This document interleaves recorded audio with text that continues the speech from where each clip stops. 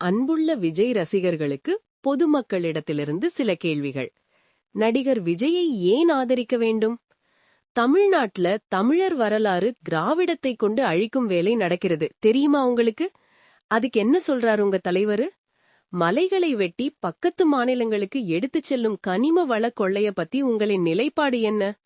ஒரு காலத்துல பால் மற்றும் இதர உணவுகள் நம்மிடத்தில் விளைவித்தும் சிலவற்றை பண்டமாற்று முறையில் வாங்கி வாழ்ந்த காலம் மாறிப்போய் இன்னைக்கு எல்லா உணவுப் பொருளுக்கும் அந்நிய மாநிலத்தையோ அல்லது அண்டை நாட்டையோ எதிர்பார்க்கும் நிலைமை இருக்கு. போக்குவரத்து பாதித்தால் அதெல்லாம் வராது. இதை சரி செய்ய என்ன திட்டமுள்ளது? பனங்கள்ல விஷம்னு சொல்லி தடை செய்த அரசாங்கம் மதுவை விற்பனை செய்வதை பற்றி என்ன சொல்கிறார் உங்கள் ப்ரோ? ஒவ்வொரு அரசு அலுவலகங்களிலும் எந்த ஒரு வேலையும் எழுதல் முடிவதில்லை. அலைக்கழிப்பாங்க, காரியம் நிறைவேறாது, அங்குமிங்கும் செல்ல நேரிடும், இல்லையெனில் மக்களை மதிக்காமல் பேசுவாங்க. இதை பற்றி உங்கள் ப்ரோ என்ன சொல்றாரு? அனைத்து மாநிலங்களிலும் உள்ள இளைஞர்கள் வேலைக்காக ஒரே இடத்தில் குவிறாங்க. உதாரணம் சென்னை, பெங்களூரு போன்றவை. அவர்களுக்கு அந்தந்த மாநிலங்களிலேயே வேலை கொடுக்க என்ன திட்டம் உள்ளது உங்களிடத்தில்? சொந்த பொண்டாட்டி புள்ளைங்களை தெருவுல விட்டுட்டு உங்கள் கட்சியில் உள்ள பெண்களை சூறாயாலியவனை தண்டிக்காத நீங்க நாட்டின் பெண்களுக்கு என்ன மாதிரியான பாதுகாப்பு கொடுப்பீங்க? தன்னை காண ஆர்ப்பரிக்கும் கூட்டத்தை அடக்க காவலர்கள் சரியாக பாதுகாப்பு தரவில்லை என்று கூறுவதன் நோக்கம், தன் ரசிகர்களை என்னால் அடக்க முடியவில்லை, போலீஸ் நீங்க வந்து அவர்களை அடித்து விரட்டுங்கள் என்று அர்த்தமா?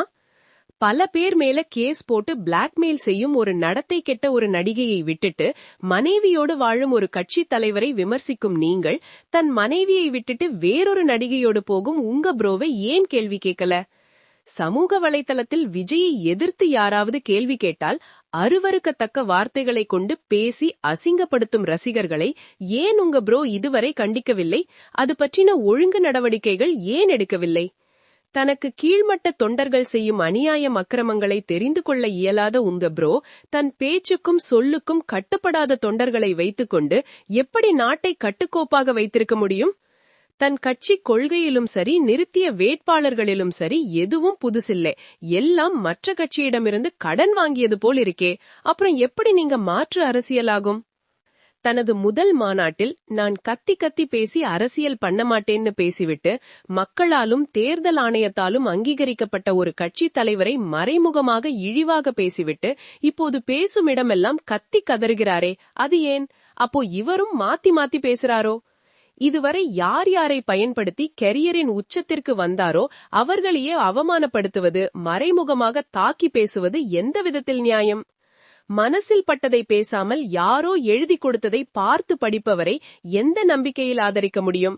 இத பாருங்க, உங்களுக்கு விஜய பிடிக்கும்னா நீங்கள் ஆதரவு கொடுங்க, யாரும் குறை சொல்ல போறதில்ல. ஆனால் விஜய் தன்னிச்சையாக செயல்படவில்லை, விஜயை யாரோ இயக்குகிறார்கள், அதுவே உண்மை. தயவு செய்து கண்மூடித்தனமாக நம்பாதீங்க. உங்க அண்ணன் மட்டும் நல்லா இருந்தால் போதாது, நீங்களும் நானும் நாடும் நாட்டு மக்களும் நல்லா இருக்கணும்னு நினைங்க. நல்லதே நடக்கும். தேங்க்யூ.